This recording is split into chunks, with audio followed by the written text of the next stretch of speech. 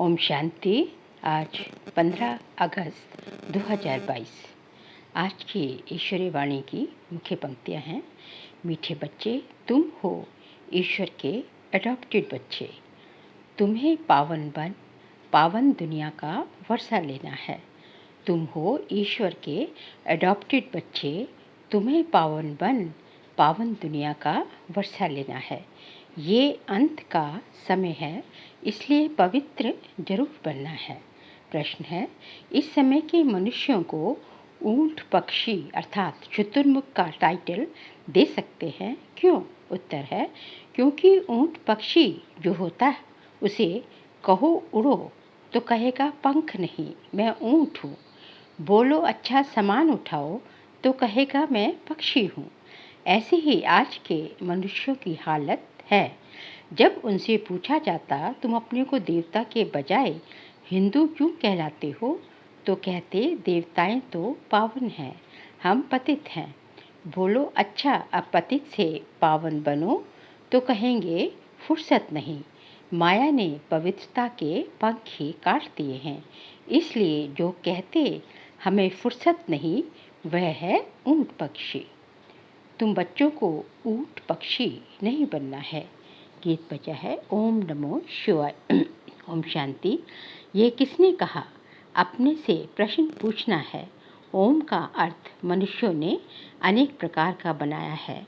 बाबा कहने से 1 सेकंड में वर्षे के अधिकारी बन जाते हैं। बच्चा पैदा हुआ कहेंगे वारिस पैदा हुआ। फिर सगीर से बालिक होता है। यहाँ भी ऐसे है, बाबा को जाना पहचाना और वर्षे का मालिक बने। यहाँ तो तुम बड़े हो ही। आत्मा को बाप का परिचय मिला, सेकंड में बाप का वर्षा मिला। बच्चा पैदा होने से ही समझेंगे बाप की जायदाद का वर्षा पाएंगे। ये है बेहद का बाप। कहते हैं, हे बच्चे, आत्मा ने जाना बाप आया हुआ है। तुम बच्चे जानते हो, हम अपने परमपिता से कल्प कल्प राजधानी लेते हैं। जैसे तुम सेकंड में विश्व के मालिक बन जाते हो। ओम माना अहम मैं आत्मा, ये मेरा शरीर। मैं आत्मा किसका बच्चा हूँ? परमात्मा का। भगवान भी कहते हैं, मैं ओम परमात्मा हूँ, मुझे अपना शरीर नहीं है। कितनी सहज बात है। वह समझते हैं ओम माना भगवान, तो सब भगवान हो गए। भगवान तो है ही एक। वह कहते हैं मैं तुम्हारा पिता हूँ। परम आत्मा माना परमात्मा, जिसको सारी दुनिया पुकारती है, हे पतित पावन आओ। ऐसे कोई भी नहीं कहेंगे कि परम पिता परमात्मा की आत्मा मेरे द्वारा तुमको राजयोग सिखलाती है। किसको पता ही नहीं है, ना मालूम होने के कारण श्री कृष्ण भगवान का नाम लिख दिया है। उसने राजयोग सिखलाया, वह पतित पावन उसको कह नहीं सकते। वह तो है स्वर्ग का पहला बच्चा। जो पहले मैं है, वह पिछाड़ी में भी होगा। इसलिए उनको श्याम सुंदर कहते हैं। पहले नंबर में है श्री कृष्ण। फिर 84 जन्मों के बाद उनका नाम ब्रह्मा एडॉप्ट होता है। भगवान आकर बच्चों को एडॉप्ट करते हैं। तुम हो एडॉप्टेड बच्चे, ईश्वर के बच्चे। तुम्हारी माँ भी है तो बाप भी है, प्रजापिता भी है। फिर बाबा कहते हैं, इनके मुख से कहता हूँ। किसके मुख से? ब्रह्मा बाबा के मुख से कहता हूँ, तुम मेरे बच्चे हो। तुम कहते हो बाबा हम आपके हैं, आपसे वर्षा लेने आए हैं। बुद्धि भी कहती है बाप आता जरूर है। कब आते हैं ये भी विचार की बात है ना। कहते हैं पतित पावन आओ तो जरूर पतित दुनिया का अंत हो, तब तो आऊँगा ना। इसको कहा ही जाता है कल्प की आदि और अंत का संगम। अंत में सब पतित है, आदि में है सब पावन। अंत में पतित दुनिया का विनाश होता है, पावन दुनिया की स्थापना होती है, फिर वृद्धि को पाते जाते हैं। गाया भी जाता है ब्रह्मा द्वारा स्थापना, ये है त्रिमूर्ति। आगे बाबा कहते हैं, तुम जानते हो शिव बाबा के बच्चे सब ब्रदर्स हैं, फिर जब रचना होती है तब भाई बहन बनते हैं। माता पिता क्यों कहते हो? भविष्य वर्षा लेने के लिए लौकिक वर्षा होते हुए पारलौकिक वर्षा पाने का पुरुषार्थ करते हो। ये है कलयुग मृत्युलोक। सतयुग को अमरलोक कहते हैं। यहाँ तो मनुष्य अकाले मर पड़ते हैं। सतयुग है देवी दुनिया। आदि सनातन देवी देवता धर्म रहता है। हिंदू धर्म तो कोई है नहीं। आदमशुमारी जब निकलती है तो पूछते हैं आप किस धर्म के हो? हम कहते हैं हम ब्राह्मण धर्म के हैं, तो वो लोग हिंदू धर्म में लगा देंगे क्योंकि वह ब्राह्मण भी हिंदू धर्म में आ जाते हैं। आर्य समाजी लोग जो हैं उनको हिंदू धर्म में लगा दिया है। वास्तव में हिंदू धर्म तो कोई है नहीं। यूरोप में रहने वालों को यूरोप धर्म वाला थोड़े ही कहेंगे। धर्म तो क्रिश्चियन है ना। क्राइस्ट ने क्रिश्चियन धर्म स्थापना की। अच्छा, हिंदू धर्म किसने स्थापना किया? तो बेचारे मूंझ पड़ते हैं, कह देते हैं गीता द्वारा स्थापन हुआ। तो समझाया जाता है गीता के द्वारा तो आदि सनातन देवी देवता धर्म की स्थापना हुई। तुम तो देवता धर्म के हो, तो कहते हैं देवताएं तो बहुत पवित्र थे, हम तो पतित हैं, हम अपने को देवी देवता कैसे कहलाएं? तो समझाया जाता है अच्छा पवित्र बनो, फिर से देवी देवता धर्म में आ जाओ। तो कहते हैं फुर्सत नहीं आपकी ये तो बहुत नई बातें हैं। बरोबर हम आदि सनातन देवी देवता धर्म के हैं। पूजते भी भारतवासी देवी देवताओं को है, परंतु पतित होने के कारण अपने को देवता कहला ना सके। अच्छा आकर पावन बनो, तो कहेंगे फुर्सत नहीं। बाबा कहते हैं तुम तो ऊंट पक्षी हो। पूछा जाता है तुम देवता क्यों नहीं कहलाते? तो कहते हैं हम पतित हैं। अच्छा पतित से पावन बनो, तो कहेंगे फुर्सत नहीं। ऊंट पक्षी को कहो उड़ो, तो कहेगा पंख नहीं, ऊंट हूँ। बोलो अच्छा सामान उठाओ, तो कहेगा हम तो पक्षी हूँ, हम तो पक्षी हैं। तो बाप कहते हैं माया तुम्हारे पवित्रता के पंख काट देती है। आगे बाबा ने कहा अब सावन के महीने में शिव की पूजा करते हैं, व्रत रखते हैं। तुम्हारे लिए सावन मास है, ज्ञान प्रसाद का। तुम पवित्र बन पवित्र दुनिया का मालिक बनते हो। मनुष्य व्रत रखते हैं भोजन न खाने का। बाबा कहते हैं विष नहीं खाओ, इस पर भी समझाना पड़ेगा। शिव को बहुत पूजते हैं। अब शिव बाबा कहते हैं पवित्रता का व्रत रखो। मैं आया हूँ पवित्र देवी देवता धर्म स्थापन करने। यहाँ तो पावन कोई है नहीं। पवित्र देवी देवता होते हैं सतयुग में। यह विष से पैदा नहीं होते, नहीं तो उनको संपूर्ण निर्विकारी क्यों कहते हैं? लक्ष्मी नारायण राधे कृष्ण आदि को कहते ही हैं संपूर्ण निर्विकारी। यहाँ तो सब पतित हैं, जिनमें कोई गुण नहीं। खुद कहते हैं हम पतित नीच हैं। बाबा कहते हैं मेरी मत पर चलकर तुम संपूर्ण निर्विकारी बनो, तो तुम इन लक्ष्मी नारायण जैसा मालिक बनेंगे। तुम्हारी पढ़ाई कितनी भारी है। मनुष्य से देवता बनने का पुरुषार्थ करो। विश्व का मालिक बनना है। सतयुग में देवी देवताओं का राज्य था ना। अब फिर से देवी देवता धर्म की स्थापना हो रही है। तुम पवित्र मन स्वर्ग का वर्षा लेते हो। स्व माना आत्मा, आत्मा को राजाई मिलती है। उनको स्वराज्य कहा जाता है। मनुष्य तो है देह अभिमानी, देह अभिमान से कहते हैं हमारा राज्य। यहाँ तुम कहते हो हम आत्मा हैं, इस शरीर के मालिक हैं, हम महाराजा बनेंगे, हमको सतयुग में पवित्र शरीर मिलेगा। अभी तो पतित हैं, जैसे आत्मा वैसे शरीर। आत्मा में खाद पड़ी है। आत्मा पहले सच्चा सोना थी, गोल्डन एज कहा जाता था।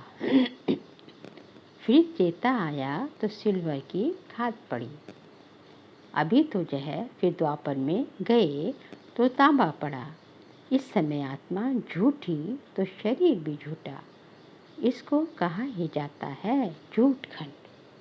अभी बाबा के साथ योग रखने से अलॉय निकल जाएगी। इसको योग अग्नि कहा जाता है। बाबा की याद को योग अग्नि कहा जाता है। जेवर से कचरा निकालने के लिए आग में डाला जाता है। यह भी योग अग्नि है, जिसमें खाद भस्म हो और हम सच्चा सोना बन बाबा के साथ चले जाएंगे। बाबा कहते हैं तुम मेरे साथ चल पड़ेंगे, सतयुग में सच्चा सोना मिलेगा। अब श्री कृष्ण को सांवरा क्यों कहते हैं? कृष्ण का नाम रूप तो बदल जाता है। अब बाबा समझाते हैं तुम गोरे थे, तुम्हारे में खाद पड़ी है, अभी बिल्कुल आयरन एसिड बन पड़े हो। अब मैं सोनार हूँ, बच्चों को भट्टी में डाल देता हूँ। बम्भोर को आग लगेगी, सबके शरीर खत्म हो जाएंगे। आत्मा तो अविनाशी है।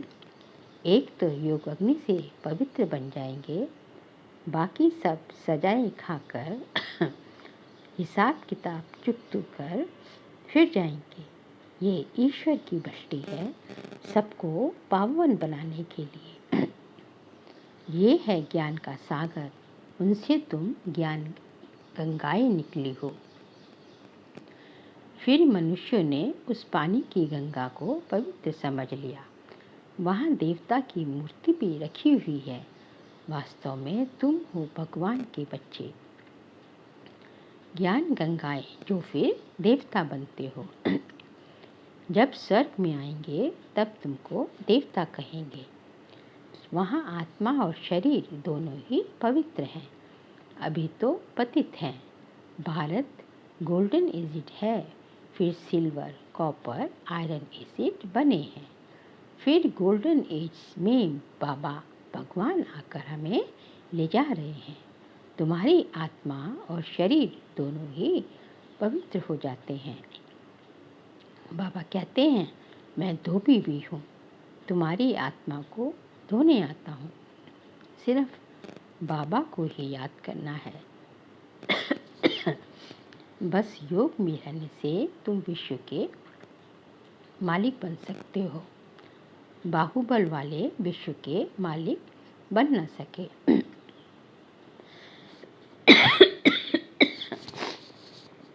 हाँ, उन्होंने इतनी ताकत है।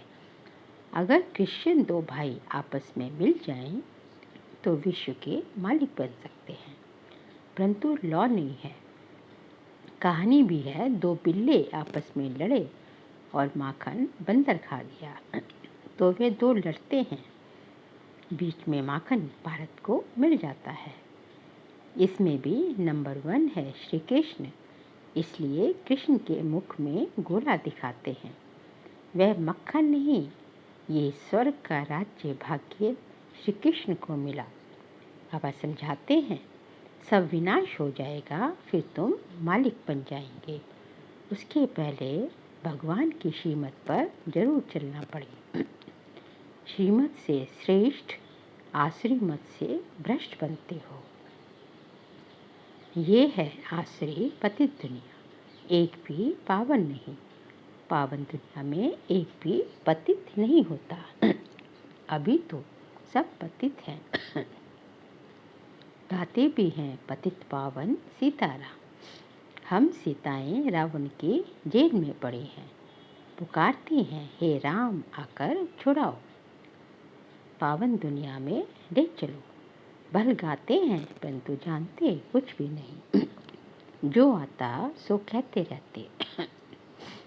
रावण ने बिल्कुल सुला दिया है। अब बाबा आकर जगाते हैं। परमपिता परमात्मा पतित पावन जो सृष्टि का रचयिता है, उनकी बायोग्राफी को हम जानते हैं। ब्रह्मा विष्णु शंकर और लक्ष्मी नारायण की बायोग्राफी को भी हम जानते हैं। लक्ष्मी नारायण के 84 जन्मों को भी हम जानते हैं। तो नॉलेजफुल हो गए ना। तुम श्री कृष्ण के मंदिर में जाएंगे तो समझेंगे ये सतयुग का पहला प्रिंस था। अभी अंतिम 84वें जन्म में ब्रह्मा हुआ। ये भी बहुत समझने की बातें हैं। भगवान बैठ बच्चों को समझाते हैं, बच्चे खबरदार रहना, कभी किसी को दुख नहीं देना। बाप तो दुख हरता सुख करता है ना। तुम भी 5 विकारों का दान देते हो। दे दान तो छूटे ग्रहण लगता है तो फकीर लोग कहते हैं दे दान। अब बाबा कहते हैं मेरे लाडले बच्चे, विकारों का दान दो तो सर्वगुण संपन्न बन देवता बन जाएंगे। दुख का ग्रहण छूट जाएगा, तुम सुखधाम के मालिक बन जाएंगे। इसलिए 5 विकारों का दान लिया जाता है। ये तो अच्छा है ना। अभी तुम्हारे ऊपर विकारों का ग्रहण लगने से एकदम काले बन पड़े हो।